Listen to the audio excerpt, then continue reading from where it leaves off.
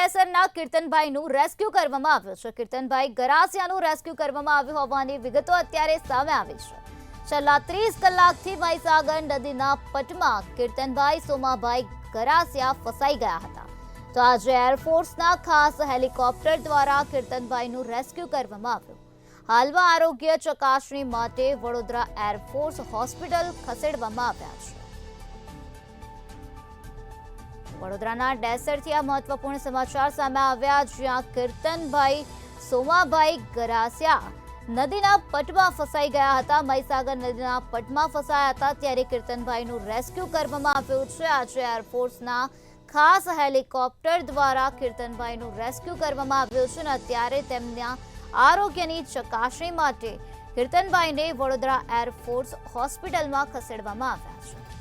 તો કીર્તનભાઈ છેલ્લા 30 કલાકથી ફસાયા હોવાનું વિગતો અત્યારે સામે આવી છે, ત્યારે અત્યારે તેમનું રેસ્ક્યુ કરવામાં આવ્યું છે અને તેમને વડોદરા એરફોર્સ હોસ્પિટલ ખાતે ખસેડવામાં આવ્યા છે।